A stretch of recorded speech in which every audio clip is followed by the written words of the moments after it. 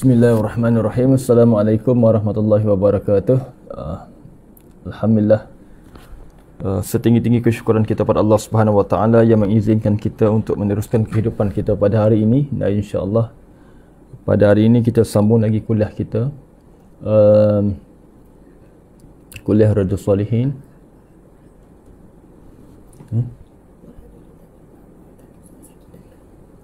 Dan insya-Allah seperti biasa kita akan membacakan surah Fatihah, surah Kahfi yang 10 pertama dan 10 terakhir, diikuti dengan Asmaul Husna.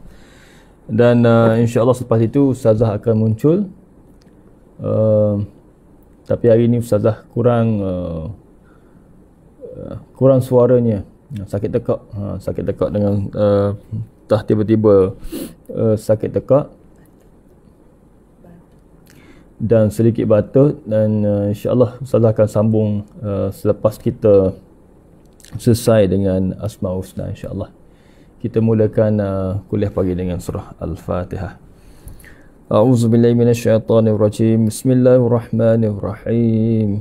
Alhamdulillahirabbil alamin. Arrahmanirrahim. Maliki yaumiddin. Iyyaka na'budu wa iyyaka nasta'in. Ihdinas siratal mustaqim. Siratal ladzina an'amta 'alaihim ghairil maghdubi 'alaihim waladdallin. Amin.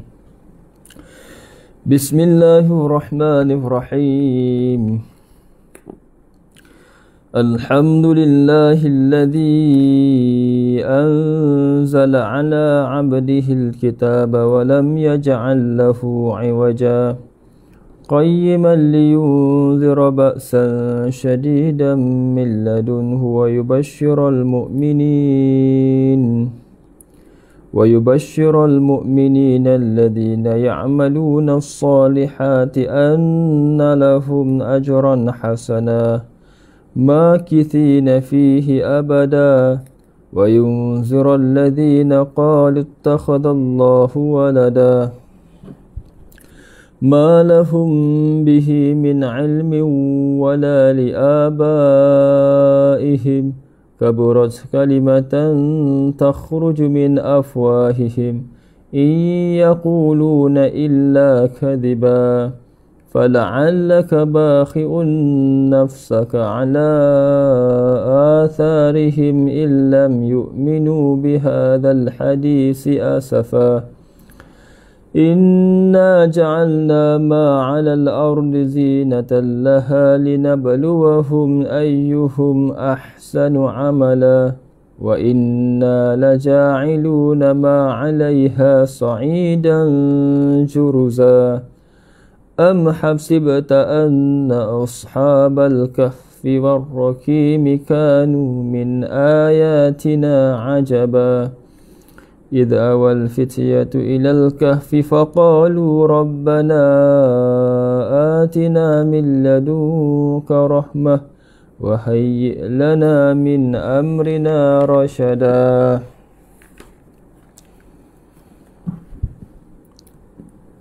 وعرضنا جهنم يومئذ للكافرين عرضا الذين كانت أعينهم في غطاء عن ذكري وكانوا لا يستطيعون سمعا أفحسب الذين كفروا أن يتخذوا عبادي من دوني أولياء إنا أعتدنا جهنم للكافرين نزلا قل هل ننبئكم بالأخسرين أعمالا الذين ضل سعيهم في الحياة الدنيا وهم يحسبون أنهم يحسنون صنعا أولئك الذين كفروا بآيات ربهم ولقائه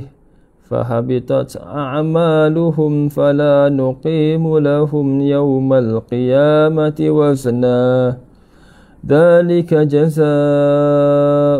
جهنم بما كفروا واتخذوا آياتي ورسلي هزوا إن الذين آمنوا وعملوا الصالحات كانت لهم جنات الفردوس نزلا خالدين فيها لا يبغون عنها حولا قل لو كان البحر مدادا لكلمات ربي لنفد البحر قبل أن تنفد كلمات ربي ولو جئنا بمثله مددا قل إنما أنا بشر مثلكم يوحى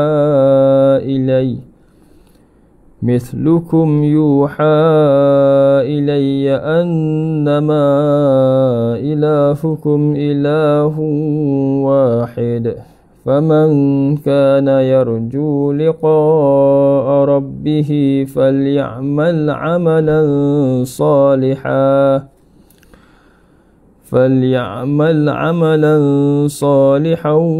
ولا يشرك بعبادة ربه أحدا. صدق Allahul Azim.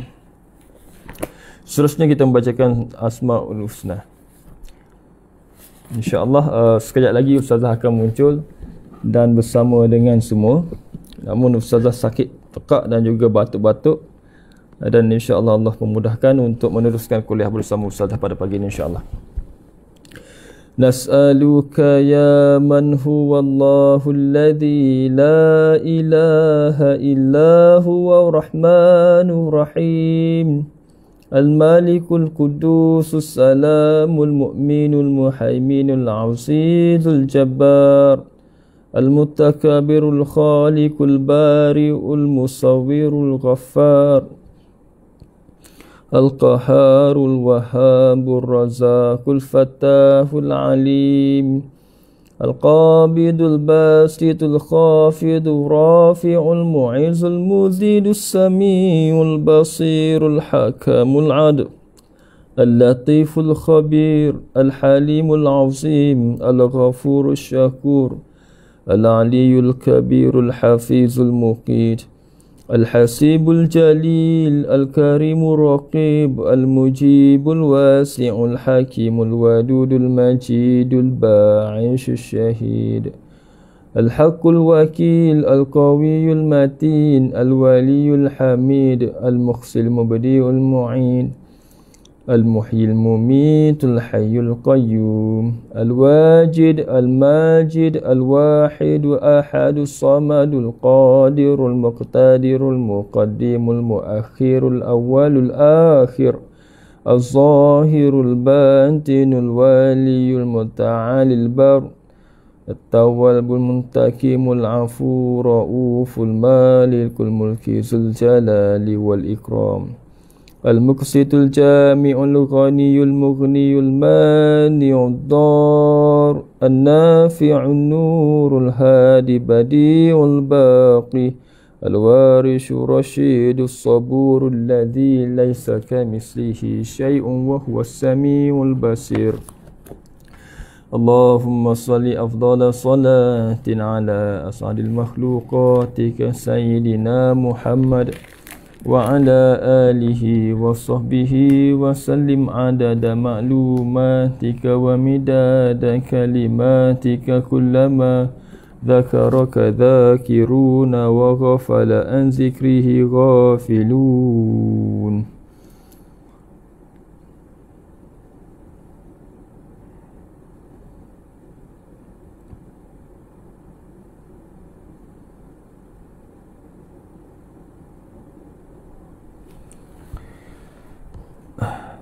InsyaAllah sebelum Ustazah bersama dengan kita, sama-sama kita merenung beberapa perkara lah, insyaAllah. Lebih-lebih lagi berkenaan dengan topik kita yang dibicarakan sekian lama di penghujungnya sekarang ini adalah topik berkaitan dengan mujahadah. Kita lihat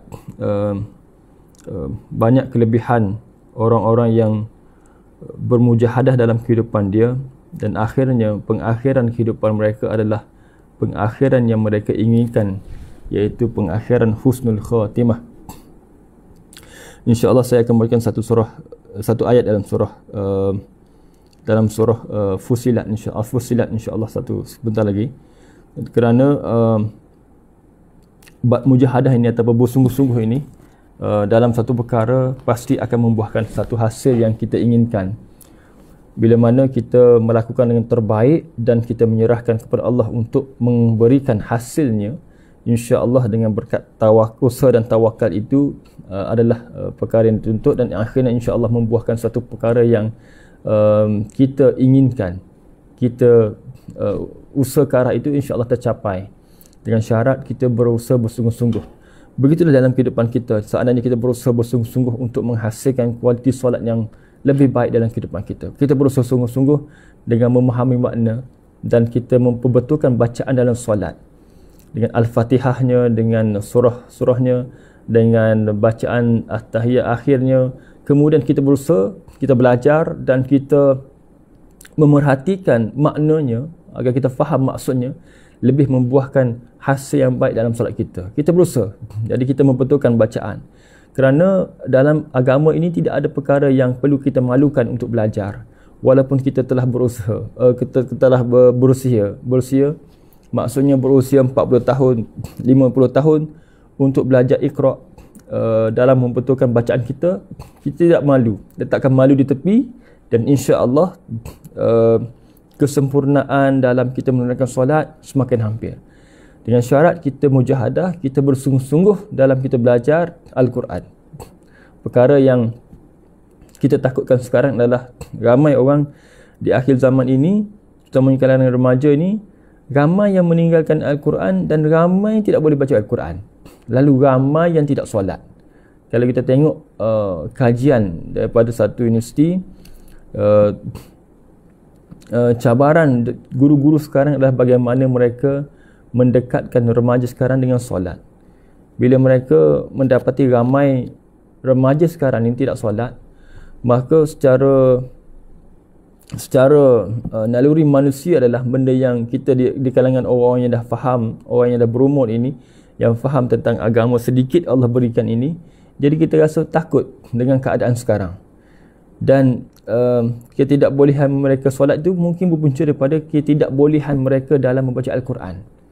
Jadi kita sangat-sangat takut dengan keadaan ini, dan peranan kita lah sebagai ibu bapa dalam memastikan anak-anak kita boleh membaca Quran dan mewajibkan anak kita menunaikan solat. Ini cabaran akhir zaman, yang mana kita rasa kita di akhir-akhir zaman ini, di akhir-akhir kematian ini, kita patut kita seharusnya bersama-sama lah memperingati antara satu sama lain yang kehidupan ini bakal berakhir dalam pengetahuan Allah Subhanahu Wa Taala.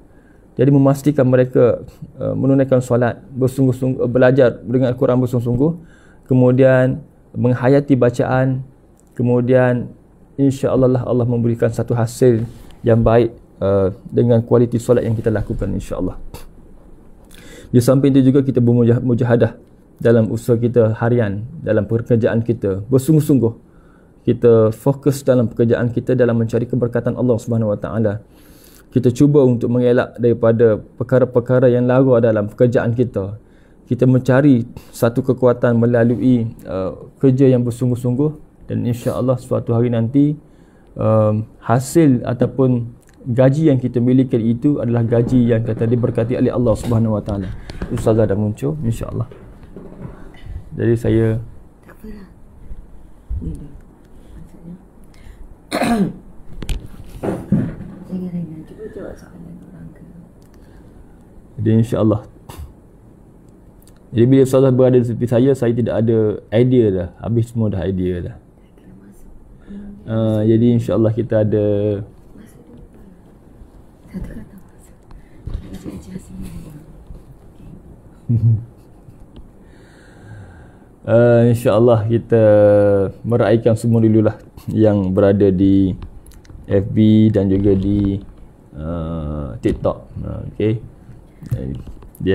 Di TikTok kita ada orang ramai laju ni TikTok komen ni. Ku Cate, Yana, Nazamir. Okay, apa khabar Ustazah? Ustaz, Alhamdulillah baik semua. Kemudian di FB kita ada Nur Suzianti. Assalamualaikum Ustazah. Waalaikumsalam. Aliza Alis, Rosni Umur, Siti Aini, Siti Amani, dan ramai lagi lah. Alhamdulillah, terima kasih yang hadir pada hari ini. Dan insyaAllah sebentar lagi saya serahkan semuanya kepada Ustazah untuk meneruskan topik kita, bab mujahadah, insyaAllah.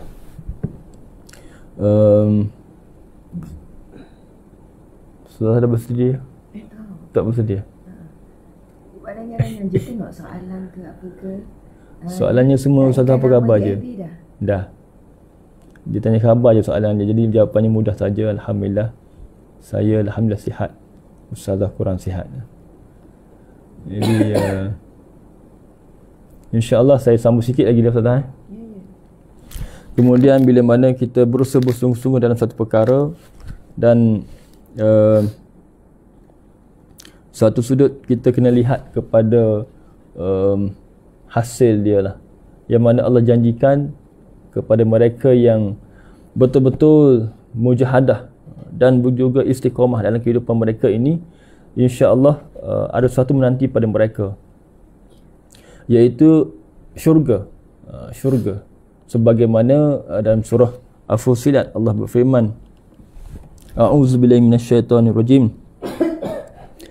Innal ladzina qalu rabbunallah thumma istaqamu tatanazzalu alaihimul malaikah alla takhafu wa la tahzanu wa abshiru bil jannah. Allah berfirman, sesungguhnya orang-orang yang menegaskan keyakinannya dengan berkata, Tuhan kami ialah Allah, kemudian mereka tetap teguh di atas jalan yang betul, akan turunlah malaikat kepada mereka.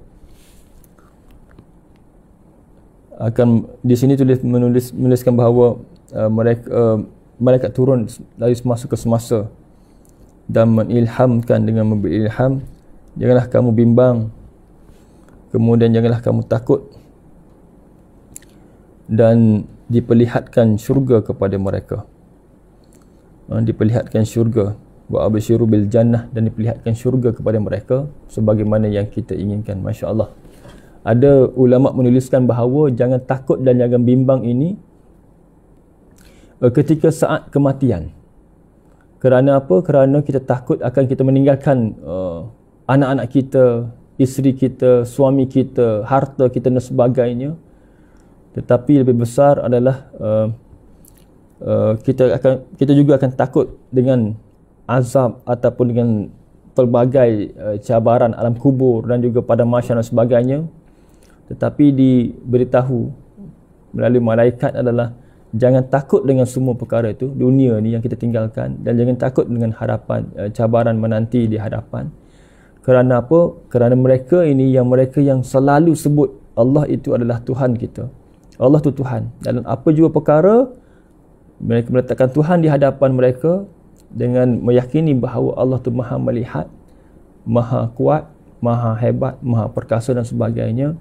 Dalam keadaan penyembuhan, maksudnya kalau Allah Maha melihat, meyakini Allah melihat setiap perbuatan kita, meyakini adanya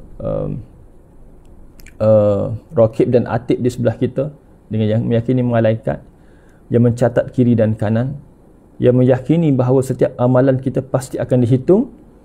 Maknanya Allah dalam hati sentiasa, maka suatu hari nanti, dan beristiqamah dalam kebaikan, dan suatu hari nanti saat kematian dia diperlihatkan dengan syurga.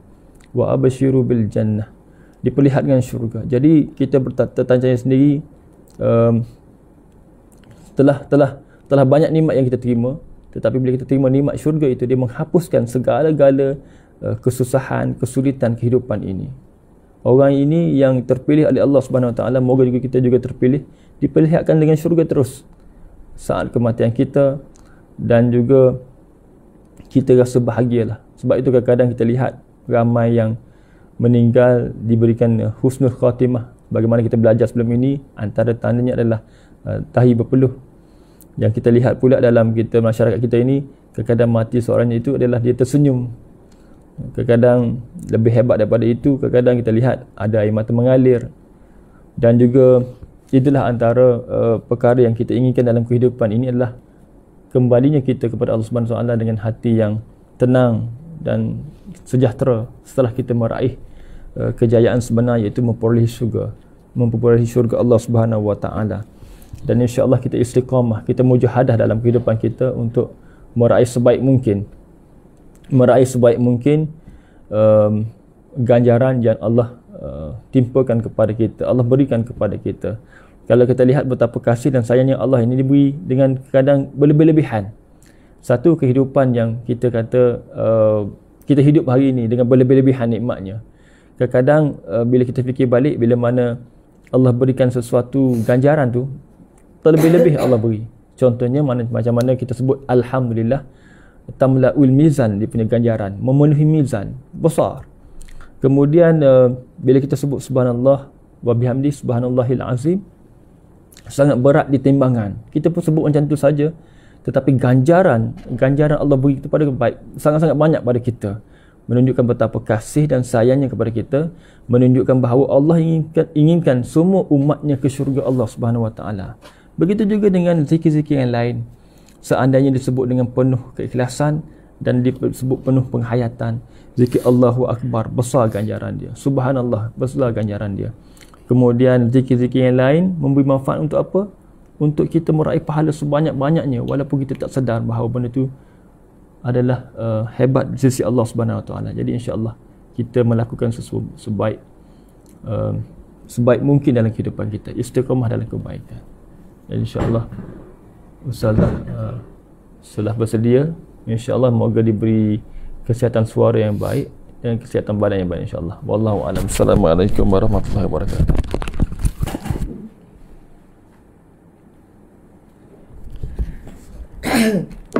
Tapi kena ada Encik better duduk sini.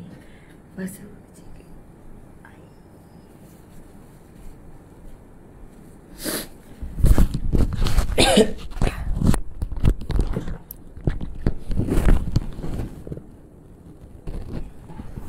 Subhanallah walhamdulillah wa la ilaha illallah wallahu akbar.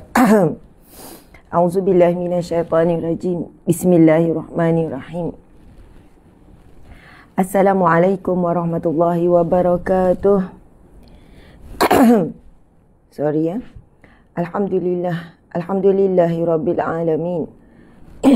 Wassalatu wassalamu ala asyrafil anbiya'i wal mursalin wa ala alihi wa sahbihi ajma'in.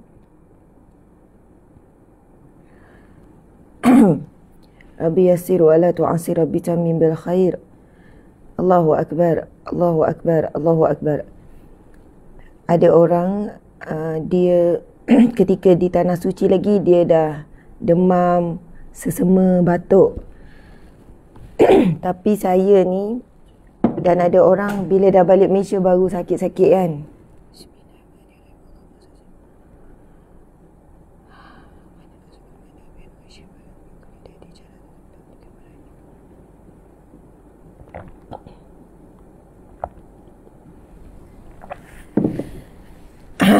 Jadi Dia macam tu lah antara dua. Ada orang lepas habis dekat Mekah lagi, dia dah apa ni? Dekat Mekah lagi dia dah demam, batuk, sesema. Sebab tu ramai orang duduk dekat Mekah tu, dekat Madinah kat Tanah Suci tu sakit-sakit. Sebab cuaca sana panas, 43 darjah Celsius. Panas yang membahang. Lepas tu kering. Kemudian berdebu kan, berdebu sebab tanah padang pasir kan. Lepas tu, tapi saya ni lebih kepada bukan lebih, okay. Kami ni barulah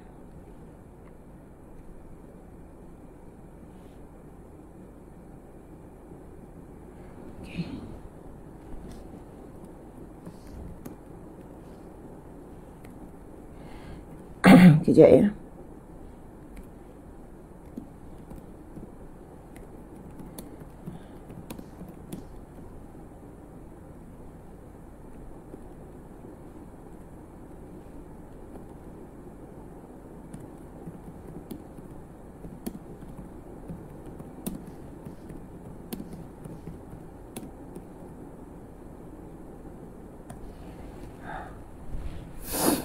Okey. Subhanallah.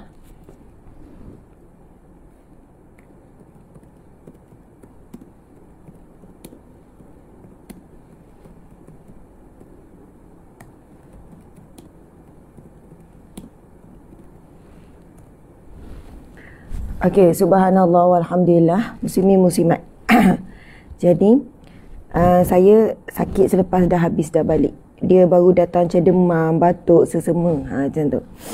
Tapi insyaAllah kita akan usahakan juga Coach Yana, Aisyah Cookies, kita nak sambung pengajian kita yang semalam.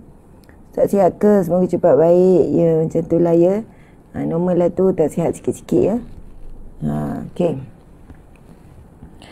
Allahu Akbar.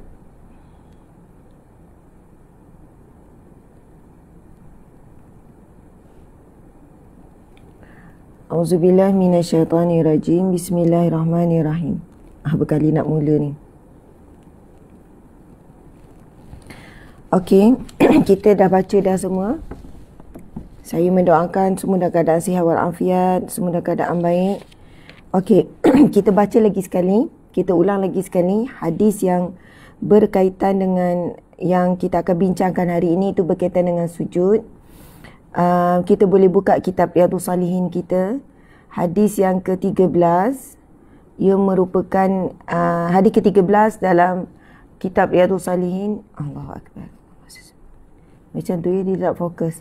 Hadis yang ke-13 dalam bab yang ke-11 iaitu mujahadah, dan ia merupakan hadis yang ke-107 dalam kitab Riyadhus Salihin.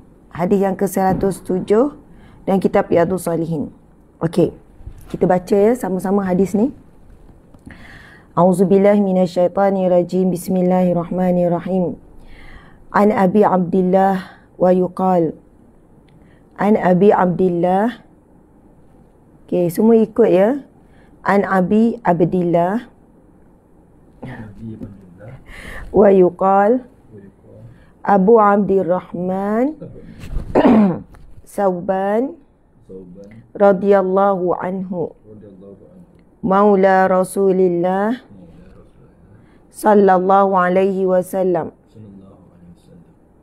qala sami'tu Rasulullah sallallahu alaihi wasallam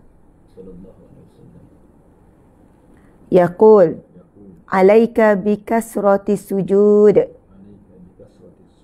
fa innaka lan tasjuda lillahi sajdatan illa rafa'akallahu biha darajatan wa hatta anka biha khati'ah. Sadaqa Rasulullah sallallahu alaihi wasallam. Subhanallah walhamdulillah. Maksud daripada hadis Nabi ini, ialah daripada Abu Abdillah. Dikatakan dengan nama Abu Abdurrahman Sauban, hamba sahaya Rasulullah sallallahu alaihi wasallam berkata, saya mendengar Rasulullah sallallahu alaihi wasallam bersabda, hendaklah engkau memperbanyakkan sujud, kerana sesungguhnya engkau tidak bersujud kepada Allah dengan sekali sujud, melainkan Allah mengangkatmu satu darjat, dan dengannya pula Allah menghapuskan satu kesalahan daripada dirimu. Hadis sahih riwayat Muslim. Kita tengok sikit penjelasan di bawah. Latar belakang Sauban meriwayatkan hadis ini ialah bahawa Ma'dan bin Talhah berkata, saya mendatangi Sauban, lalu saya berkata, berilah kepada aku informasi tentang amal perbuatan yang ketika saya lakukan, Allah akan memasukkanku ke dalam syurga. Atau ia mengatakan amal perbuatan yang paling dicintai oleh Allah. Maka Sauban terdiam. Kemudian Ma'dan mengulangi pertanyaannya lagi. Sauban pun terdiam. Lantas Ma'dan mengulangi pertanyaannya lagi yang kali ketiga, lalu Sauban berkata, saya pernah menanyakan hal tersebut kepada Rasulullah sallallahu alaihi wasallam. Lantas beliau bersabda, hendaklah engkau memperbanyak sujud. Pada bahagian akhir disebutkan, kemudian saya bertemu Abu Darda. Lalu saya bertanya kepadanya. Maka ia pun mengatakan sebagaimana yang dikatakan Sauban. Muslimin muslimat dimati Allah sekalian. Siapa di sini yang benar-benar ingin masuk syurga Allah? Yang benar-benar ingin dirinya, keluarganya, anak-anaknya masuk ke dalam syurga Allah? Boleh tak tulis? Nak sangat ke? Nak ke? Memanglah nak ke? Tulis je lah ya. Yang penting kita komen. Boleh tak respon? Masya Allah, ya. Ada yang tulis nak, saya nak. Yang nangis cakap nak. Subhanallah, Allahu Akbar. Muslimin, muslimat. Ada yang jawab Masya Allah, nak. Nak sangat, semua nak.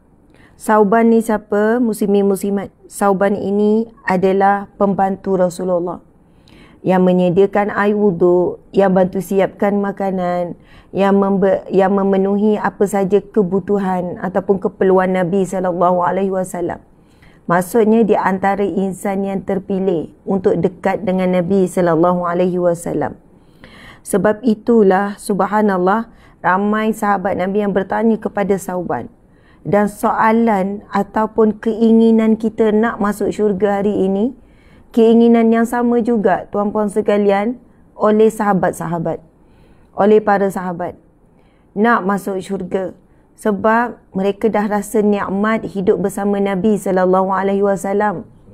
Begitulah cita-cita besar mereka nak terus hidup bersama dengan Nabi SAW. Muslimin muslimat, masya-Allah.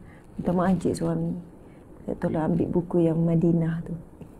Tepi ni je, tepi katil. Terima kasih Encik Suami Ustaz Tengku Fazli di atas pengisian di awal, dah memimpin bacaan, kemudian daripada awal lagi dah start dengan tazkirah. Bunyi suara saya sedang menekan. Maksudnya bila kita tekan tu kita perlu tenaga lebih sikit ya, sebab suara sakit tekak dan juga batuk-batuk. Muslimin muslimat dimati Allah sekalian.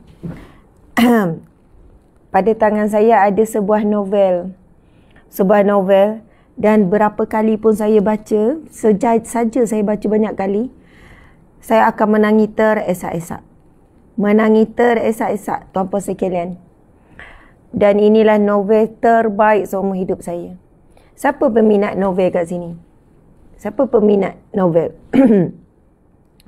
Sekarang, siapa yang umur 40, Kak Kasih Zita dan lain-lain, Engkulin, kan banyak tu, Hani apa nama, ramai. Ada kata saya, okey saya. Nak beli Ustaz, okey, dengar dulu ni novel apa. Dan the best novel ever, macam itulah saya boleh katakan. Masa saya dulu sekolah Ma'had Muhammadiyah Lil Banat Kota Baru Kelantan, sekolah Mahat perempuan, lepas tu semua tu sekolah Darul Anwar. Tapi Darul Anwar sekejap saja, dalam setengah tahun, lepas tu pindah ke sekolah Mahat Muhammadiyah di Banat, Kota Baru, Kelantan. 6 tahun di situ. Dia kan sebenarnya novel ni memang tak boleh dibaca di asrama. Tapi sifat pandai nakal tu ada. Pandai-pandai je seludup novel tu kan. Saya akan baca novel bila on the way balik ke rumah. Sebab naik bas kan daripada Kelantan balik ke Terengganu lebih kurang 3 jam setengah saya boleh habiskan satu novel. Saya dengan kakak saya Najihah memang sukalah novel ni. Kami sampai ada berkotak-kotak novel. Itu cerita 30 tahun lepas tak, 20 tahun lepas lah, 22 tahun lepas, 23 tahun lepas masa sekolah menengah. Sampai masuk universiti suka sangat novel. Zaman saya tak ada lagi smartphone. Smartphone ni bermula masa saya belajar kat Mesir. Jadi hiburan kita remaja ni novel lah, novel-novel cinta. Kan novel-novel cinta, sukalah baca ni, kumpul-kumpul gile-gile dengan tukar-tukar kawan-kawan sampai kami ada berkotak-kotak novel. Jadi maksudnya saya pun melayan jugalah dulu. Novel dulu tak teruk macam novel sekarang. Saya tak tahu novel sekarang macam mana, tapi ramai kata banyak sangat unsur-unsur lucah. Tapi jiwang-jiwang tu masa sekolah menengah tu normal lah. YOLO tu Saza dia kata YOLO. Memang YOLO benar lah. Kita kat orang puai baca novel kat nangis selok. Lepas tu berangil lah kita supaya dalam novel tu. Kan ada macam-macam lah watak dalam novel, kita pun berangil lah. Kecik Kelantan pula sebab ada yang jawab YOLO tu Saza orang Kelantan lah tu. Cuma saya nak bagi tahu tajuk novel ini, InsyaAllah siapa nak beli boleh beli dengan kami. Saya tak tujuan pun nak berniaga. Saya tak tujuan, ini bukan buku saya. Sebenarnya buku ni tak ada stok pun lagi. Maksud saya, tim yang hadir tolong dengar. Tolong cari segera ambil stok ni dengan Ustaz Luqman Makhtar. Ataupun dah ada dalam stok Ataupun mungkin dah ada. Wallahualam. Mungkin dah ada. Dengan pergi dulu ke Shopee ke ataupun link. Tim kena share segera. Saya tengok tim agak slow di FB tim cepat, tapi di TikTok tim lambat. Saya harap tim tolong cepat dan segera dan ramai juga yang masuk dekat TikTok. Okey, boleh tajuk novel ni ialah Madinah takkan rebah. Madinah takkan rebah. Itu tajuk dia. Madinah takkan rebah. Saya baca bab pertama, bab kedua, memang cik suami akan nampak saya menangis teresak-esak. Walaupun saya dah baca beberapa kali, setiap kali saya baca saya akan menangis teresak-esak, bukan nangis sikit. Saya rasa orang yang hati keras pun, yang susah nak nangis pun, kalau tengok movie, tengok drama sedih-sedih tak nangis, insya-Allah anda akan menangis baca novel ni. Sebab Ustaz Luqman Makhtar berjaya mewujudkan ataupun menulis, bagi saya sangat berjaya menuliskan plot-plot sejarah berkaitan dengan hujung kehidupan Nabi, kematian Nabi. Saat menceritakan saat suasana kematian Nabi tu, Allahu Akbar, memang saya akan menangis teresak-esak. Tapi semua ni dalam bentuk novel. Ada perbualan isteri, ada perbualan Nabi, tapi menghubungkan bagaimana Ustaz Luqman Makhtar berjaya menghubungkan titik-titik hadis-hadis Nabi. Hadis Nabi, Nabi cakap apa, lepas tu Aisyah jawab apa, lepas tu isi Nabi lain pula, lepas tu isi Nabi pula, lepas tu sahabat-sahabat Nabi pula. Bila Nabi meninggal wafat, apa yang berlaku pada Sayyidina Umar, Sayyidina Umar cakap apa, kemudian apa berlaku pada Sayyidina Abu Bakar, lepas tu sahabat-sahabat ni. Dalam proses Nabi SAW dimandikan, siapa yang mandikan, bagaimana tata cara sahabat-sahabat Nabi dimandikan. Sahabat-sahabat Nabi masa nak mandikan Nabi, mereka keliru bagaimana nak mandikan Nabi. Semua dah duduk sekeliling jenazah Nabi tapi tak tahu. Kemudian Allah takdirkan semua tertidur. Dan lalu dikejutkan dengan satu suara yang memberikan arahan bagaimana Nabi perlu dimandikan. Allahu Akbar. Kemudian bagaimana Nabi ditanam, bagaimana keputusan, Dan antara peristiwa yang sedih selepas kematian Nabi adalah para sahabat bertengkar dan bergaduh bila berbincang tentang siapakah yang bakal menggantikan Nabi dalam khalifah sebagai pemimpin. Sampai ada di kalangan sahabat mula nak tarik pedang. Dan selepas itu apa yang berlaku? Kerana apa, tuan-puan sekalian? Ketika saat Nabi umur dalam 61, 62, 63, Nabi memberi bayangan kemenangan besar Islam yang akan menundukkan kuasa besar dunia, iaitu Parsi, kan? Lepas tu Rom. Tetapi itu belum berlaku lagi. Cuma Nabi beri bayangan. Jadi bila Nabi meninggal dunia, sahabat hilang arah. Mereka bayangkan bahawasanya mereka akan bersama-sama berjuang dengan Nabi. Kan Nabi akan bersama dengan mereka meruntuhkan dan menundukkan empayar-empayar besar ni. Subhanallah, tiba-tiba Nabi pergi dalam keadaan baru dalam proses mengukuhkan Madinah. Baru proses mengukuhkan Madinah. Dan Nabi meninggalkan beban yang sangat berat kepada sahabat. Sebab itu selepas Nabi wafat, ramai sangat yang meninggalkan Islam. Ramai yang murtad. Ramai yang mengaku Nabi. Saya ingat yang mengaku Nabi seorang je, Musailamah Kadzab. Tapi rupanya yang mengaku Nabi hampir di wilayah-wilayah besar. Di kita sebut kuasa-kuasa besar dunia ketika itu banyak mengaku dan melantik mereka sebagai Nabi. Sebab mereka berhujah memang tidak ada Nabi selepas Nabi Muhammad. Tapi selepas Nabi Muhammad meninggal, mereka cerita bahawa Nabi Muhammad menyambung legasi jadi Nabi tu kepadanya. Sebab itulah, subhanallah, seronok bila baca, teleka, sebab kita baca sirah Nabi dalam bentuk novel. Tapi sangat menyentuh hati perkataan, ayat. Dan masa saat kewafatan Nabi tu, kita boleh macam nampak dalam gambaran. Kita boleh gambarkan suasana tu. Nabi duduk di mana? Keadaan Nabi yang pengsan berapa kali. Keadaan Nabi yang bagaimana Nabi sukarnya berdiri berkata-kata. Bagaimana keadaan isteri-isteri. Bagaimana keadaan sahabat yang sangat merindui Nabi. Bagaimana keadaan sahabat Nabi yang pengsan bila dengar khabar, yang menangis, yang begitu begini. Ada yang bergaduh sebab sekian-sekian. Tetapi hebatlah para sahabat Nabi, sangat hebat. Bagaimana Allah menguji mereka untuk menyambung legasi perjuangan yang sangat berat dengan orang memberi persepsi. Dan cuba bayangkan macam ni, antara konflik besar adalah bila nak bincangkan siapakah jadi pemimpin. Yang kita tahu yang dilantik adalah Sayyidina Abu Bakar. Tetapi sebenarnya prosesnya sangat rumit. Pergaduhan, pertengkaran di kalangan sahabat. Sebab apa? Nabi meninggal di Madinah. Nabi sudah pun duduk di Makkah 53 tahun. Bersama dengan Sayyidina Abu Bakar, Sayyidina Ali, Sayyidina Umar, para muhajirin yang berhijrah daripada Mekah ke Madinah. Jadi, bayangkan ya, lepas Nabi SAW wafat, setelah Nabi 10 tahun di Madinah, berbanding di Mekah 53 tahun. Penduduk Madinah merasakan kepimpinan Madinah perlu dikembalikan kepada penduduk asal Madinah, iaitu Ansar. Kalau kita fikir logik pun logik, tuan-puan sekalian. Contoh kita kan di Malaysia, tanah pemilik asal ataupun rakyat asal ataupun bumi putera asal adalah Melayu. Subhanallah. Adakah mudah kita nak berikan Perdana Menteri itu bukan orang Melayu? Tetapi benda tu dah ada di dalam bukan piagam, kita sebut apa? Encik, kalau Malaysia kita sebut perlembagaan. Allahu Akbar.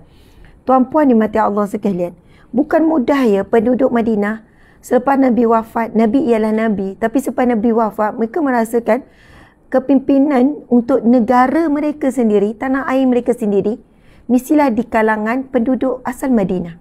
Sebab di kalangan penduduk asal Madinah Islam ini pun ada pembesar. Ada orang-orang hebat, ada orang yang dihormati, ada yang Nabi muliakan. Jadi mereka berpendapat mereka lah. Kenapa pula orang daripada Mekah nak memimpin Madinah? Sekarang Madinah dah menjadi satu model kan kepada sebuah negara Islam. Sebab itu tuan-puan sekalian, Masya Allah, saya kembali semula. Pasal novel ni saya dah berfikir saya akan buat slot khas untuk membacakannya. Baca sepatu jelas, baca sepatu jelas. Bagi orang yang tak mampu nak beli. Tapi harganya tak mahal sangat ya. Harganya RM35. RM35 saja. Sebuah novel kisah tentang bertajuk Madinah Takkan Rebah. Penting sangat sebab Madinah menjadi batu asas Islam ada sampai hari ini. Setelah Rasulullah wafat, para sahabat berjuang bermati-matian. Dan kehebatan Abu Bakar sangat terselah. Sebab itu kan, kita duk rasa Abu Bakar ni lembut, Umar ni tegas, hebat, menyelah, berani, kuat, gagah, perkasa. Tetapi, kenapa Nabi Muhammad SAW memilih Abu Bakar untuk jadi teman? Kenapa Rasulullah selalu bersama dengan Syekh Abu Bakar? Rupanya Syekh Abu Bakar ni diam-diam ubi berisi. Abu Bakar ni seorang yang bijak, intelijen. Sayyidina Abu Bakar ni dia seorang yang juru cakap Nabi yang pertama. Bila ada pihak-pihak luar yang datang, delegasi luar, diplomatik luar yang datang kan daripada jauh, Sayyidina Abu Bakar lah akan memulakan mukadimah sebelum Nabi bercakap. Sayyidina Abu Bakar, bila saya baca baru saya tahu kehebatan Sayyidina Abu Bakar. Sebab itulah bila Nabi sakit di hujung kematian yang demam sangat dahsyat, sampai bila sahabat Nabi letak di atas, Nabi demam dahsyat kan. Bila sahabat Nabi letak tangan atas baju Nabi, sahabat Nabi akan angkat balik tangan. Angkat balik tangan. Sebab terlampau panas. Kita kan kalau demam, selimut, orang letak tangan atas selimut tak rasa panas. Bila letak atas dahi baru rasa panas. Letak dekat kulit baru rasa panas. Tapi kepanasan Nabi ketika itu, letak atas selimut pun terasa bahang panas yang teramat. Sebab itu Nabi bangun, Nabi pengsan beberapa kali, sakit yang sangat dahsyat. Kemudian Nabi perintahkan kepada isterinya, iaitu Sayyidatina Aisyah. Wahai Aisyah, pergi bagi tahu kepada orang Muslim supaya meminta Abu Bakar. Supaya meminta Abu Bakar untuk menggantikan tempatku sebagai imam. Apa jawab Aisyah? Aisyah ni anak kepada Abu Bakar. Ya Rasulullah, biarlah Sayyidina Umar. Biarlah Sayyidina Umar jadi imam. Sebab ya Rasulullah, kamu pun tahu Abu Bakar tu hatinya lembut. Nanti dia menangis teresak-esak. Subhanallah. Rasulullah pun kata, tidak. Aku hanya mahukan Abu Bakar saja menggantikan tempatku sebagai imam. Sayyidina Aisyah ni dia tahu ayah dia macam mana. Ayah dia hati lembut sangat. Ayah dia mesti akan menangis dalam solat. Ayah dia mesti akan, lepas tu suara ayah dia perlahan, tak macam Sayyidina Umar. Kemudian Sayyidatina Aisyah, bila Rasulullah bertegas, Aisyah kata okey, baik Rasulullah. Tapi Sayyidatina Aisyah buat apa? Dia pergi ajak pula Hafsah. Dia kata, Hafsah, marilah kita pujuk Nabi supaya Nabi bersetuju Sayyidina Umar yang jadi imam, bukan Sayyidina Abu Bakar. Keduanya bukan tak suka Sayyidina Abu Bakar. Sayyidatina Hafsah, isteri Nabi juga, ini anak Sayyidina Umar.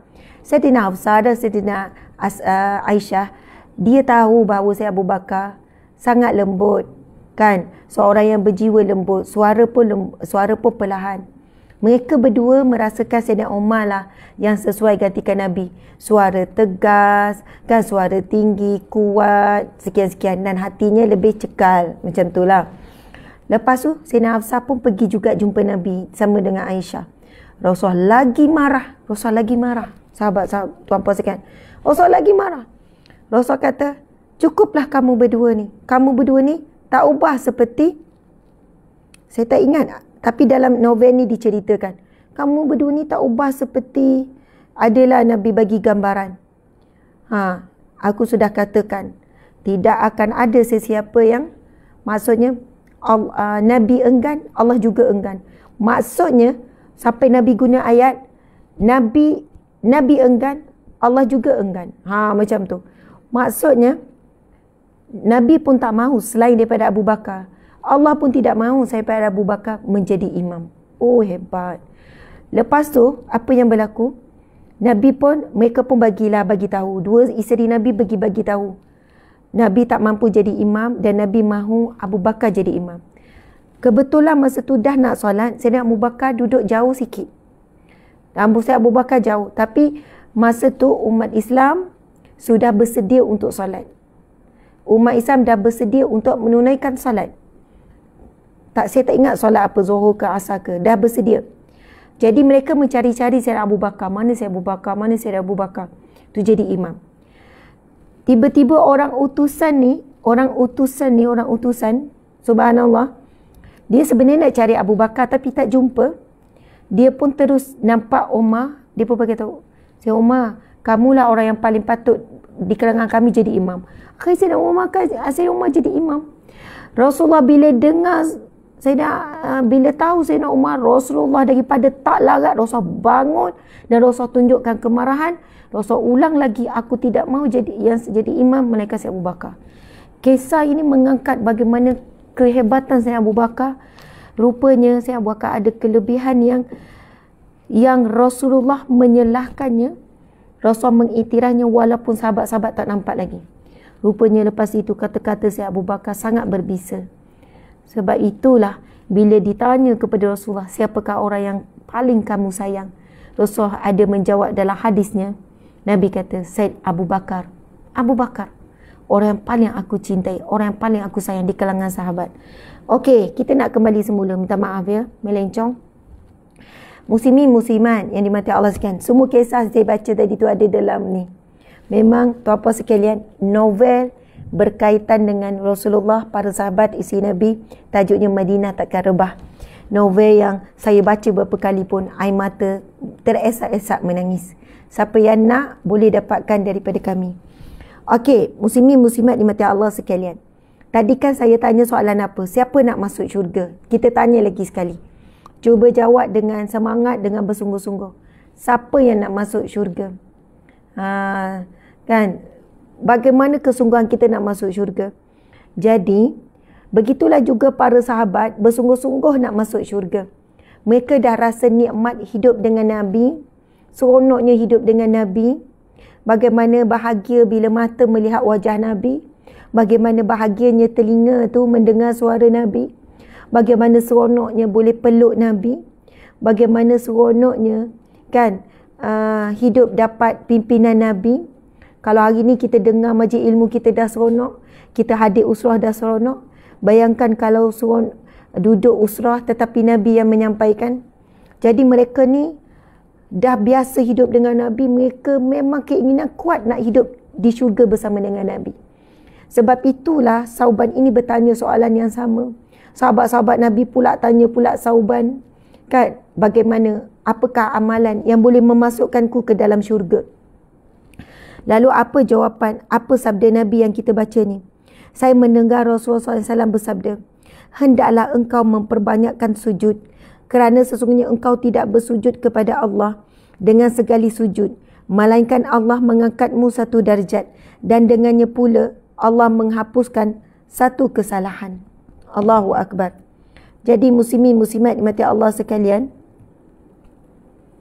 encik suami,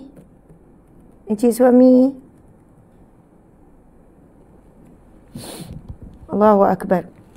Jadi subhanallah, bagaimana kita nak sujud sebanyak-banyaknya? Okey, saya akan membacakan satu hadis Nabi SAW berkaitan dengan, ada password ke? Okey, sabar ya.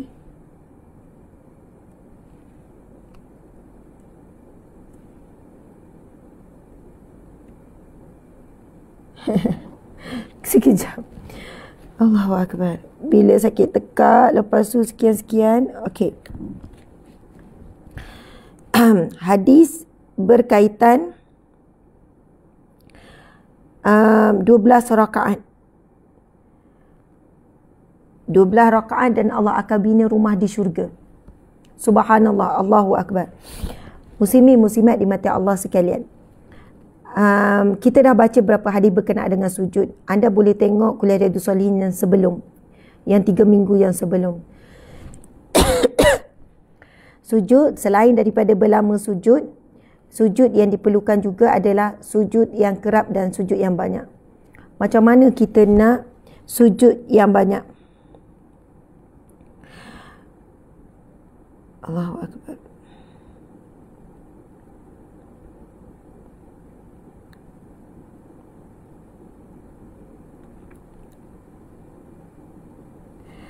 Allahu Akbar. Muslimin muslimat. Ada satu amalan yang Nabi ajarkan dan saya pernah dah ulang. Siapa yang tak pernah buat, cuba. Sekali seumur hidup pun jadi. Kalau tak dapat, sekali seumur hidup pun jadi. Dahsyat sangat sebenarnya sekali seumur hidup. Kalau tak, dia macam ni ayat dia. Buatlah setiap hari. Kalau tak dapat setiap hari, buatlah seminggu sekali. Buat hari Jumaat ke. Tak dapat seminggu sekali, buatlah sebulan sekali. Macam itulah. Kalau tak mampu, tak buat juga. Betul ke kita nak masuk syurga? Macam itulah soalannya. Subhanallah, makasih Kak Zu bagi 2,500. Ramainya, makasih Kak Zu. Dia bagi star tu kan sangat banyak. Bagi star dekat, ramai lagi yang bagi star. Sebenarnya banyak, ramai. Terima kasih yang TikTok bagi macam-macam. Saya ni dalam keadaan batuk, sesama, lepas tu dia dah jadi. Bismillahirrahmanirrahim. Allahu Akbar.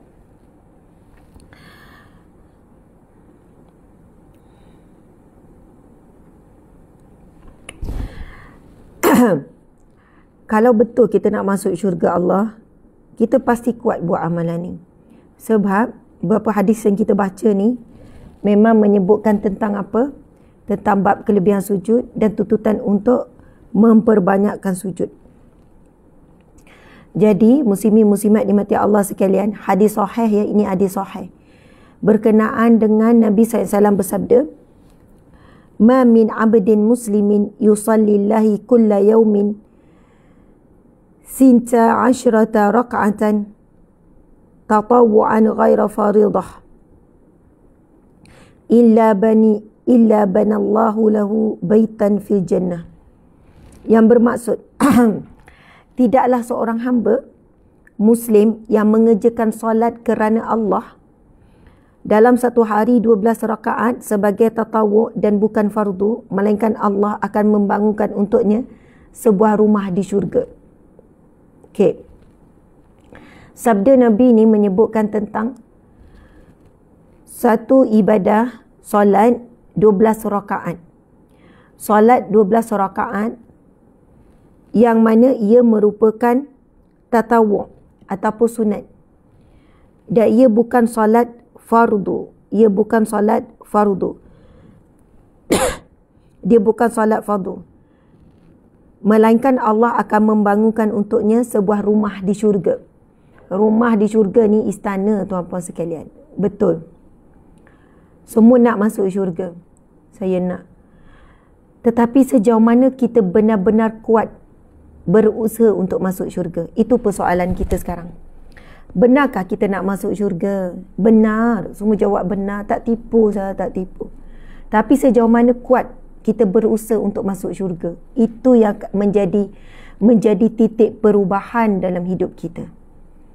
Kena semangat tuan-puan sekalian. Amalan 12 rakaat ini disebut dalam hadis yang lain.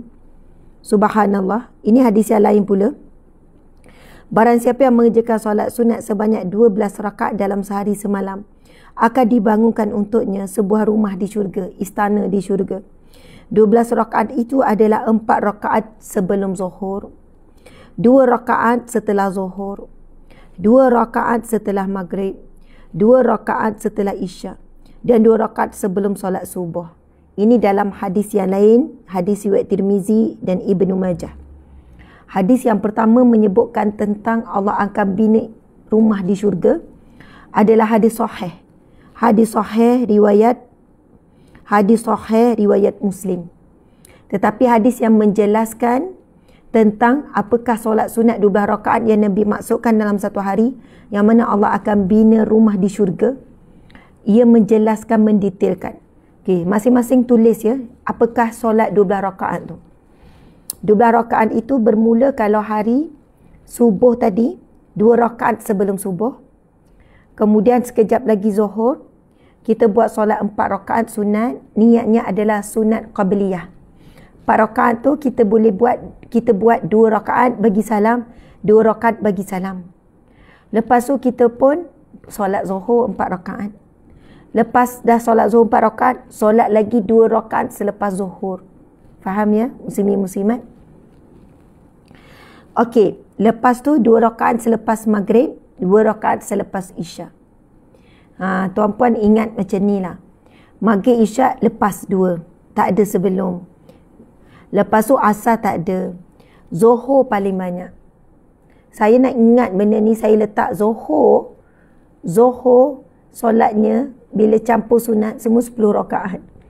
4 sebelum, campur 4 Zuhur jadi 8. Lepas tu 2 rakaat pula lepas Zuhur. Jadi semuanya 10. Memang akan rasa berat. Mula-mula rasa berat.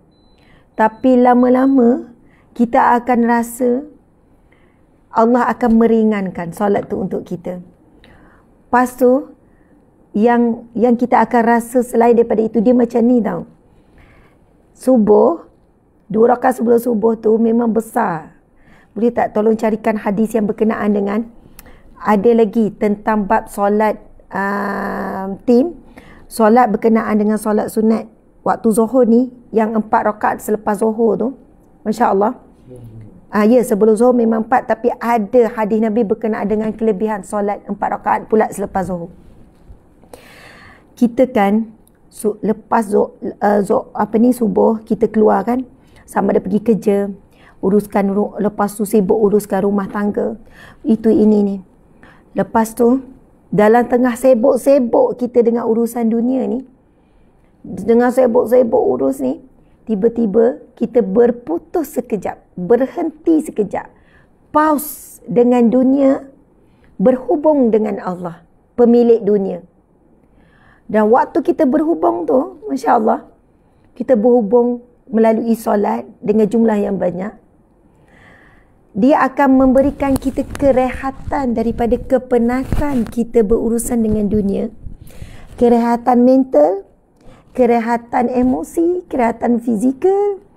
Kemudian kalau siapa dengar suara saya pelik, memang saya sakit tekak.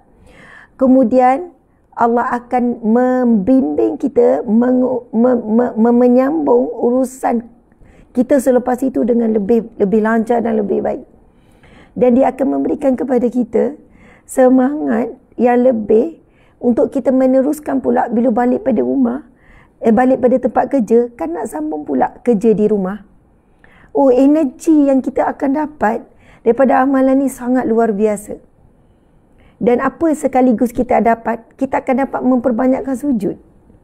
Sekarang cuba kira berapa sujud sehari kalau kita beramal dengan solat sunat, yang daripada hadis yang sahih yang Nabi ceritakan akan dibina rumah di syurga.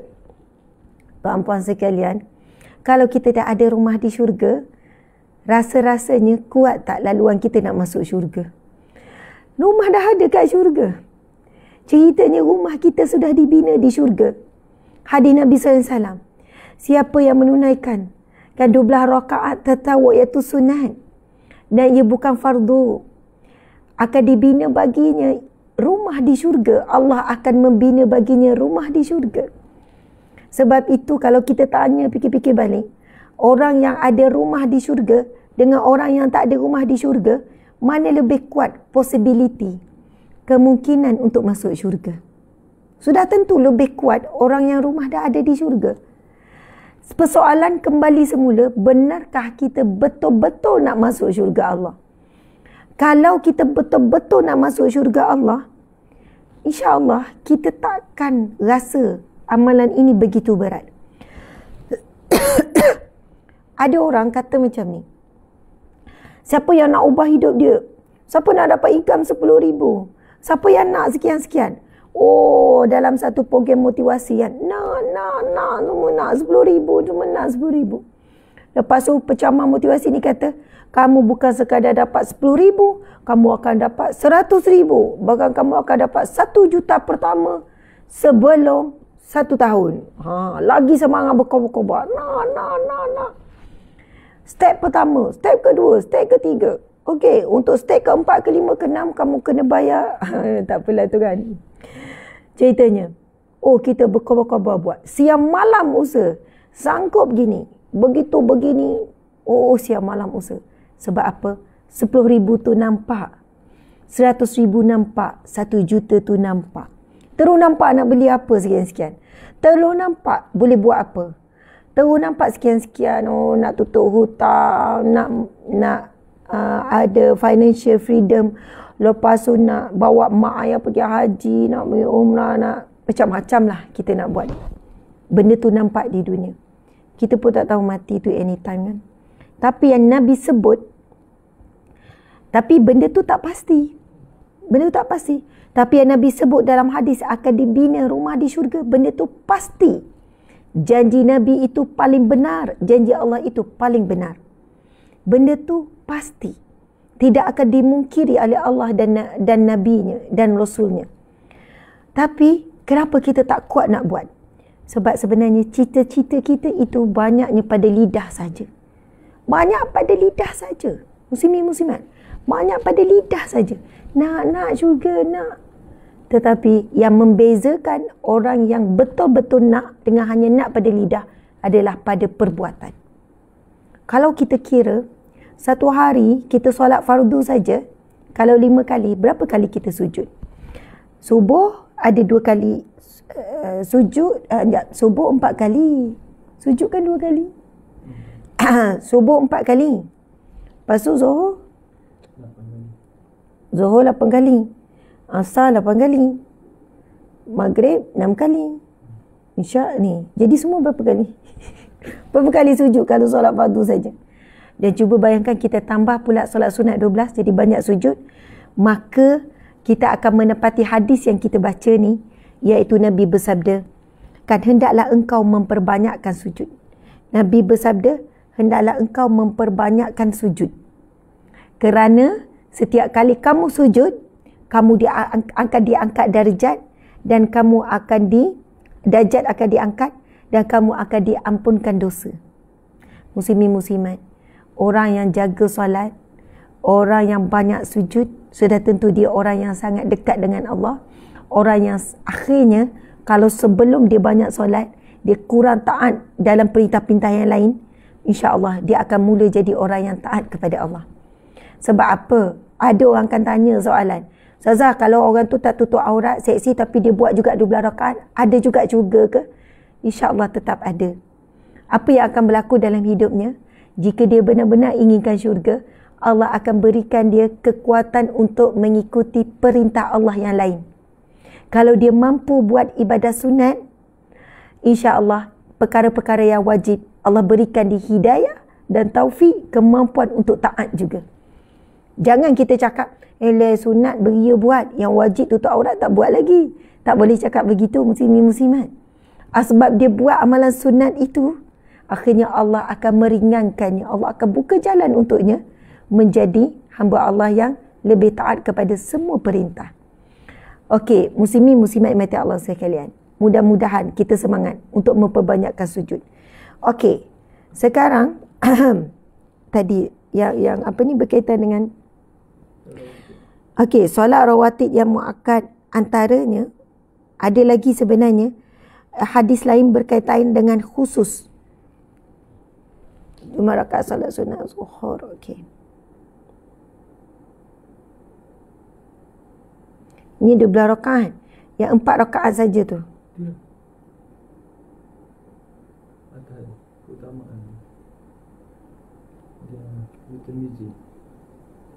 Okey, subhanallah, Allahu akbar.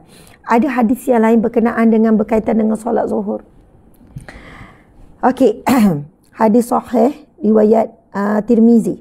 Ini dalam kita boleh baca hadis Nabi SAW, man hafaza ala arba'in raka'atin qabla zuhri wa arba'in ba'daha haramahullahu ala nar. Barang siapa yang memelihara solat 4 rakaat sebelum zuhur dan 4 rakaat sesudahnya, Allah akan mengharamkannya daripada neraka. Neraka haram baginya. Tadi kita baca hadis Allah bina istana di syurga, rumah di syurga. Tapi hadis ini, siapa yang nak diharamkan neraka,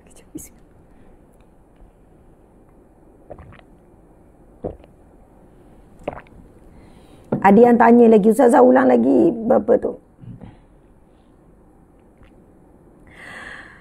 Ada yang diharamkan neraka.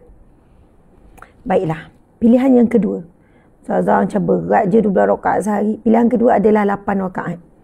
Iaitu 4 rakaat sebelum zuhur dan 4 rakaat selepas zuhur. Semuanya solat zuhur tu jadi 12 rakaat. 4, lepas 4 zuhur pula. Oh, nampak macam berat muslimin-muslimat. Tetapi ganjarannya hebat. Nabi SAW bersabda, hadis yang sahih, akan diharamkan baginya neraka. Allah haramkan neraka baginya. Muslimin-muslimat, insya-Allah kita boleh masuk syurga. Tapi belum tentu kita diharamkan neraka. Sebab ramai manusia akan dicampakkan dulu dalam neraka dan kita tak akan mampu menahan dahsyatnya api neraka. Walaupun percikan api neraka. Sebab kita tahu api di dunia ini telah disejukkan oleh Allah 70 kali ganda. Api neraka tu, bukan api ya, percikan neraka, percikan api neraka tu telah disejukkan Allah 70 kali ganda, disejukkan, barulah diturunkan ke dunia untuk digunakan. Dan kalau satu percikan api neraka itu jatuh ke bumi, bumi akan hancur lebur. Pernah tengok percikan api? Tengok main bunga api kalau musim raya. Yang percikan halus tu, itu masuk percikan. Bahkan lebih halus daripada itu pun, dunia ini akan musnah.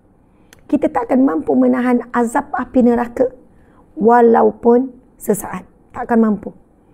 Sebab itu kalau siapa yang nak cari apakah amalan yang mana Allah akan haramkan neraka baginya. Kalau haram neraka, apa yang berlaku? Maka wajib syurga. Kalau haram neraka, maka wajib syurga. Muslimin muslimat dimati Allah sekalian. Ada yang tanya, Ustazah, kalau malah juga nak solat sunat tu, solat fardu pun dah berat, istighfar je. Muslimin muslimat, memang boleh istighfar. Tetapi tidak akan boleh istighfar itu menggantikan solat sunat yang disebut dalam hadis Nabi. Istighfar ada kelebihannya. Zikir subhanallah alhamdulillah akbar ada kelebihannya. Solat sunat duha ada kelebihannya. Solat sunat witir ada kelebihannya. Semuanya ada kelebihan. Tapi yang sedang kita bicarakan ini adalah solat sunat rawatib. Rawatib ni solat sunat qabliyah ba'diyah. Yang mengiringi rawatib ini maksudnya solat sunat yang mengiringi solat fardu. Kita buat solat fardu muslimin muslimat sebagai tanda ketaatan kita kepada Allah. Tapi apabila kita mampu buat solat sunat, bukan fardu, kita mampu buat solat sunat muslimin muslimat, itu tanda kecintaan kepada Allah. Buat solat fardu, tanda ketaatan. Buat solat sunat, tanda kecintaan. Sebab kita buat lebih daripada Allah perintahkan. Masya Allah. Kita kan contohlah, kalau suami kita kata, hari ni abang nak makan kesinggang. Kita pun buatlah sebagai tanda taat ataupun buat apa yang suami nak. Tapi kita tambah lagi sebab kita tahu suami suka budu, suami suka ikan goreng. Kita buat ikan goreng, kita buat budu. Tu suami saya lah tu. Kan suka sangat ikan singgang. Lama tak makan ikan singgang budu. Hari ni saya masak. Boleh insya-Allah saya masak. Tapi suami sangat suka kalau ada ikan goreng, oh bodoh. Oh kalau ada petai lagi suka. Nanti saya tanam petai ya. Okey. Jadi muslimin muslimat, dia cuma minta apa? Ikan singgang je. Tapi sebab saya tahu dia suka ikan goreng, dia suka bodoh, lepas tu suka petai. Jadi kalau saya sediakan, saya cuba usaha sediakan lengkap, kita buat lebih, itu tanda kecintaan. Ustazah nak tanam petai lah pula. Kalau tanam petai, kena tunggu sebulan lagi baru saya masak. Beli je lah ya. Tanam petai pokok besar. Besar petai. Okey, betul lah. Nampak sangat kantoi, tak tahu kan petai ni. Okey. Masya Allah, Allah Akbar. Dah berapa lama saya tak masak kan. Muslimin muslimat mati Allah sekalian. Yalah pergi Mekah haji, lepas tu balik tak sihat. Kat sebulan saya tak masak. Dahsyatnya. Tapi encik tetap sayang saya kan. Terpaksa ya. Okey. Muslimin muslimat mati Allah sekalian. Allah perintahkan kita solat fardu saja. Tapi bila kita boleh buat sunat, itu tanda kecintaan kita kepada Allah. InsyaAllah dengan cinta yang ada dalam hati, Allah akan haramkan kita neraka baginya. Hadis yang lain berkenaan dengan solat sunat rawatib adalah 4 rakaat. Subhanallah, hadis Nabi SAW, hadis yang sahih juga. Barang siapa yang menunaikan solat rawatib 4 rakaat sebelum zuhur dan 4 rakaat selepas zuhur, maka akan diharamkan baginya neraka. Kalau haram neraka, maka wajiblah baginya syurga. Sebab di akhirat kelak ada 2 je. Wahadainahun najdain, dan kami hadapkan kepada manusia 2 jalan je. Tak ke neraka, syurga. Tak ke syurga, neraka. Tak ada tengah-tengah. Tak ada yang syurga tak, neraka tak. Tak ada, muslimin muslimat. Dua-dua sama ada syurga atau neraka. Kalau namanya diharamkan di neraka, maka wajib baginya masuk syurga. Lambat atau cepat saja hisab, ketika hisab tu. Muslimin muslimat dimati Allah sekalian. Kalau kita fikir beratlah 4 rakaat sebelum zuhur, 4 rakaat lepas zuhur, dan memang berat pun. Sebab hanya orang yang benar-benar bersungguh-sungguh inginkan diharamkan neraka, dia mampu melakukan. Tuan-puan sekalian, nikmat Allah begitu banyak. Kalau kita nak hitung tidak mampu. Firman Allah Subhanahu wa taala, "Wa in ta'uddu ni'matallahi la tuhsuha." Sekiranya kamu menghitung nikmat Allah, kamu tidak akan mampu. Takkan mampu. Dan dalam firman Allah yang lain, sekiranya kamu diberikan satu lautan untuk kamu menuliskan nikmat-nikmat ataupun kehebatan, kebesaran Allah, nescaya akan habis air. Dan jika ditambah dalam jumlah yang sama sekalipun, kamu tidak akan mampu menuliskan kalimat-kalimat Allah, nikmat-nikmat Allah. Bayangkan lautan tu. Kita tak tahulah berapa banyak, berapa dalam, berapa luas lautan. Allah berfirman, itu firman Allah. Habis dakwat pen kita tu, bayangkan pen kita dakwat tu adalah seluas lautan. Untuk kita tulis nikmat Allah, kuasa Allah untuk tulis. Kita tak akan mampu tulis, tuan-tuan sekalian. Dan Allah berfirman, kalau ditambah dengan lautan yang sama, kita tak akan mampu menulis nikmat-nikmat Allah. Nak kata terlalu banyak. Tulislah nikmat Allah yang semalam saja. Cuba tulislah semalam saja. Untuk setiap saat, apa nikmat yang Allah bagi? Sihat, kuat, rezeki anak, lindung daripada ni. Lepas tu minit kedua apa pula? Minit ketiga apa pula? Jam pertama apa? Jam kedua apa? Jam ketiga apa? Suara dah rock dah ni. Allahu Akbar. Muslimin muslimat nikmati Allah sekalian. Masya Allah. Sekarang dah dekat 8.30 dah. Dekat sejam setengah. Suara dah makin tak ada. Allahu Akbar. Muslimin muslimat dimati Allah sekalian. Masya Allah. Besar sangat kan bila kita tahu hadis Hasan Sahih. Allah memberikan kita kelebihan dengan banyak sujud. Nabi bersabda, hadis yang kita bacakan. Jadi, saya kira sekadar itulah perkongsian pada hari ini untuk syarah hadis yang kita baca semalam. Esok kita baca hadis yang barulah. Berkenaan dengan fiqh. Semalam kan kata Ustazah nak share pasal fiqh. Nampak tak suara dah makin halus. Ustazah nak share pasal fiqh. Nampak gayanya tak mampu. Bila suara saya terhad, sakit tekak, dah pergi ke dada dah. Sebab kita tekan suara dalam, suara dada. Lepas tu tenaga tu jadi banyak. Dah lapar dah, tuan-tuan sekalian. Esoklah ya, kita akan jelaskan pasal fiqh. Fiqh sujud. Bab anggota sujud. Bab apa yang membatalkan sujud. Bab apa sajalah soal jawab tentang sujud. Jadi ready soal-soal jawab tentang sujud besok. Bab fiqh. Fiqh bab sujud je. Banyak tuan-tuan sekalian fiqh bab sujud. Kaki terangkat di belakang. Kaki tak lipat. Kaki lurus saja. Turun lutut dulu ke, turun tangan dulu ke. Lepas tu, macam mana tangan tu atas ni ke. Ada orang tangan macam ni masa sujud. Ada yang macam ni. Kan? Macam mana kalau masa sujud tu garu-garu. Macam mana angkat, sebab anggota sujud kan tangan. Tapi angkat pula tangan, gatal kat belakang. Boleh ke angkat tu? Boleh tak garu tu? Sebab anggota sujud kan tangan. Wajib tangan tu di atas tempat sujud. Tapi kita angkatlah pula. Macam mana? Boleh ke tangan berlapik? Macam mana hidung berlapik? Macam mana kalau dahi berlapik? Banyak kan soalan-soalan. InsyaAllah. Esok kita terus sentuh bab fiqh. Macam tu. Okay, Alhamdulillah. Alhamdulillah muslimin muslimat dimati Allah sekalian. Mudah-mudahan ilmu yang kita dapat hari ini ilmu yang bermanfaat. Lebih kurang dalam 7,000 lebih yang hadir. Ilmu yang bermanfaat tu adalah ilmu yang mampu kita beramal. Mudah-mudahan muslimin-muslimat kita tak dapat buat setiap hari, buatlah seminggu sekali. Uish. Tak dapat seminggu sekali, buat sebulan sekali. Pilihlah hari Jumaat ke hari yang kita buat. Tapi benda-benda macam ni, benda-benda sunat ni, jangan tunggu ikhlas tau. Jangan tunggu ada masa tau. Kalau kita kata nanti ada masa buat, hujung minggu walaupun tak kerja pun tak buat. Benda-benda sunat-sunat yang berat, yang kan jarang hebat ni. Hebat apa tak hebatnya? Allah bina istana, Allah bina rumah. Lepas tu diharamkan neraka. Jadi kita boleh gabung. Kan kalau dibina istana Zuhur, 4 rakaat sebelum Zuhur, 2 rakaat selepas Zuhur kan. Jadi kita gabung ambil hadis yang kedua berkenaan dengan fadilat 4 rakaat sebelum Zuhur, 4 rakaat lepas Zuhur. Kita ambil apa? Kita terus buat gabung.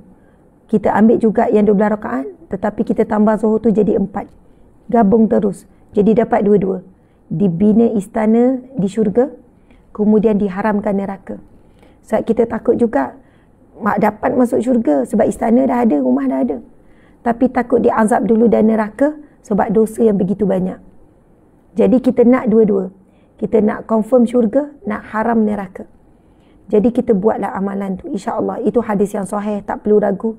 Itu janji Allah dan janji Rasulnya. Tidak ada janji yang lebih kuat dan lebih ditepati melainkan janji Allah dan Rasulnya. Allah wa rasuluhu a'lam. Allah wa rasuluhu a'lam. Allahu akbar. Begitulah ya muslimin-muslimat, alhamdulillah. Mudah-mudahan kita semua ahli syurga Allah. Kita semua diharamkan neraka Allah. Saya sayang sahabat semua, sayang sangat-sangat daripada hati yang dalam. Sayang sampai ke syurga. Ada orang kata, Ustazah, saya nak jumpa Ustazah. Saya selalu jawab, insya-Allah tak jumpa di dunia, jumpa di syurga. Sebab kita lebih banyak berhubung melalui amalan-amalan untuk ke syurga kan, berbanding amalan-amalan di dunia. Saya doakan juga tuan-puan sihat dan kuat. Terima kasih semua. Anak saya ajar buat love macam ni.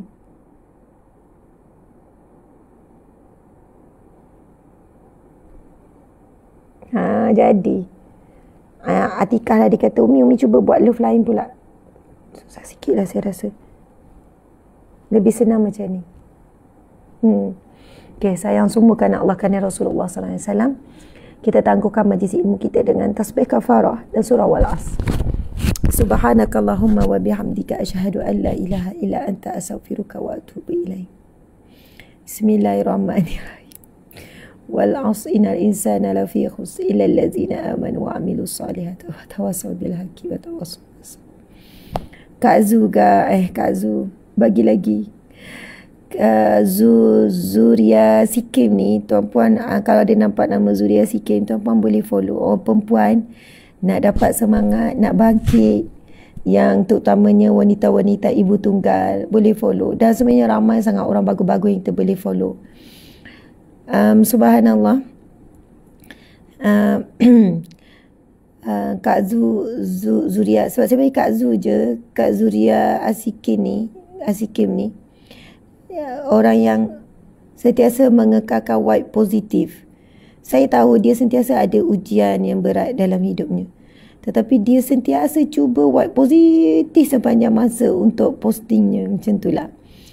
Ambil mana yang baik, mana yang bagus, mana yang sesuai untuk kita ambil. Dan ramai lagi yang bagus-bagus. Kak Kasih Zita tu, saya ni kan yang saya ingat-ingat lah, sebenarnya ramai sangat sahabat-sahabat yang bagus-bagus, baik-baik, sahabat syurga. Kak Kasih Zita tu macam mana ya, ibu tunggal yang hebat juga, anak 7 orang, sama dengan saya. Positif, kuat, semangat, macam itulah. Saya, subhanallah, Allahu Akbar. Macam mana ya, semalam ada orang yang terdekat dengan saya cerita sikit je, yang dalam ujian yang berat, kehilangan orang yang tersayang, orang yang disayangi. Kehilangan tu bukanlah dalam bentuk kematian, tapi kehilangan dalam bentuk kehilangan lah, saya sebut kehilangan. Dia punya sakit tu sampai dia tak lalu makan, sampai demam lah. Masya Allah, kehilangan yang sangat perit. Dia macam ni lah. Ada orang dia mencintai seseorang, lepas tu akhirnya dia tidak dapat bersama dengan orang tu. orang tu memilih orang lain. Perik kan, sakit kan. Masya Allah, memang sakit. Kita nak cakap apa? Nak bagi dia semangat. Kita nak ni. Siapa yang sedang perik kehilangan, siapa yang sedang hidupnya perik, kadang kita ni tak boleh banyak fikir tau. Kita kena banyak zikir. Bila banyak fikir, kita guna otak, kita guna akal. Tapi bila kita banyak zikir, kita mula bangunkan rohani kita. Dan zikir yang paling agung adalah solat, tuan-puan sekalian. Jadi saya nak bagi tahu sahabat saya ni, kawan saya ni, orang yang saya sayang ni, dan saya nak bagi tahu kepada tuan-tuan puan-puan yang saya sayang ni, cubalah dulu buat solat sunat 12 rakaat ni. Cuba buat. Zuhur nanti, kalau tadi subuh saya tak buat, tapi cuba buat zuhur ni. 4 rakaat sebelum, 4 rakaat selepas. Apa yang kita akan rasa? Sebab Allah janjikan haram neraka. Kita akan rasa dunia ni tak ada apa-apa. Yang hebatnya kalau kita buat amalan yang dapat rumah di syurga ni, first kita akan rasa apa? Bila kita dapat buat satu hari, malam tu kita berjaya buat. Contoh kan, lepas isyak kita berjaya buat. Okey, walaupun penat, buat juga zuhur. Walaupun kerana terpaksa. Lepas upah maghrib, lepas isyak buat juga 2 rakaat. Lepas tu nak solat witir lagi 3 rakaat, macam banyak kan. Lepas dah buat, kita akan rasa, leganya. Kita rasa macam, Alhamdulillah. InsyaAllah mudah-mudahan Allah dah bina rumah di syurga. Masa tu tuan-puan sekalian, dunia ni Allah beri perasaan. Itu dulu yang dapat. Itu dulu yang kita dapat. First yang kita akan dapat perasaan. Dunia ni tak ada apa-apa. Lepas tu, yang tengah duk merajuk dengan suami pun, jadi dah tak merajuk. Dunia ni jadi macam, walaupun dalam nikmat yang banyak, lebih nikmat, macam tersenyum. Seronoknya, insyaAllah, Allah dah bina rumah kat syurga. Macam tu. Antara sebab utama kita terlalu perik dengan dunia, sebab kita terlalu mencintai dunia. Tetapi bahagian akhirat, kalau kita buat amalan untuk akhirat, ya Allah beri dulu nikmat di dunia adalah hati kita dah rasa bahagia. Hati dah rasa macam tak boleh nak digambarkan. Saya tak, suara pun tak ada sebenarnya. Cuma saya nak sebut, buat dulu. Paksa buat. Kita akan rasa betapa manis dan nikmatnya. Manis dan nikmat itu hanya boleh dirasai oleh orang yang buat. Walaupun saat itu kita dalam ujian yang berat, tapi kita mampu senyum. Sebab kita bayangkan, Alhamdulillah, syukur berjaya buat akhirnya hari ini. Setelah dah banyak kali dengar, dan dah tahu dah hadis ni, dah dengar banyak kali dah ustazah ulang, akhirnya berjaya, kita akan tersenyum. Dan saat itu kita senyum kepada Allah. Itu saya sebut, senyum paling mahal senyum pada Allah. Senyum pada manusia mahal juga senyum pada cik suami. Ni cik suami ni kan kesian lah. Cik suami ni sekejap ada, sekejap hilang, macam biskut cik semua. Cik semua kan dia ada hitam putih kan. Bukan. Itu hitam putih biskut apa? Oreo. Okay, cik semua Adlan tu kan. Cik suami ni keluar masuk uruskan 2 orang anak tu. Dia orang tak nak mandi, tak nak pergi sekolah. Macam tu lah. Yang kecil tu 3 tahun dengan 5 tahun. Okey, berjaya ya Encik mandikan mereka? Dah. Oh, dah pergi dah? Aduh. Angkat, bawa pergi bilik mandi. Dengan bawah shower dia boleh terlentang. Si Fatimah tu. Macam tu lah budak-budak. Tuan-puan dimati Allah sekalian. Kita dah tutup ya. Kita dah tutup. Subhanallah. Encik, tapi encik di hati saya bukan macam encik semua. Bukan kejap ada, kejap tak ada. Sentiasa ada. Saya nak sebut apa? Walaupun senyum pada suami dapat pahala. Dia orang nak tengok sikit encik suami. Encik suami. Tengok, tunjuk muka je.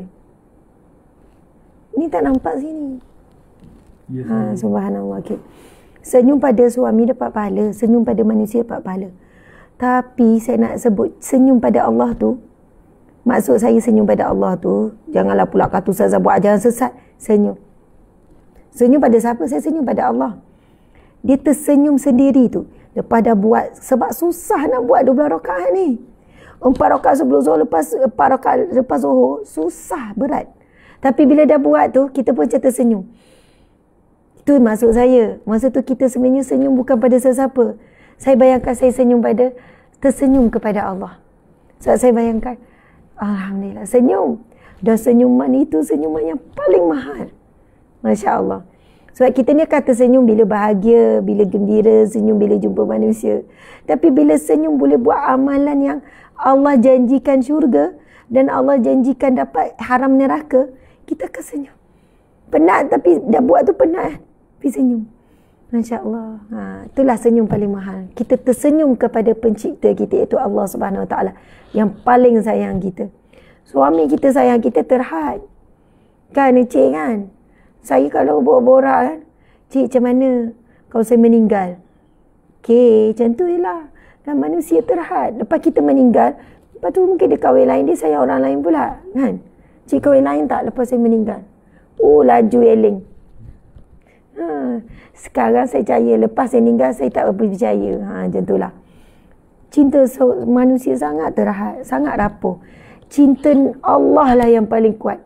Allah buktikan cintanya kepada kita sampai akhirnya Allah berikan kita syurganya. Allah akan beri apa yang kita nak. Allah akan beri kita cinta yang sejati, jumpa dengan Nabi. Dan insya-Allah cinta kita sampai syurga ya.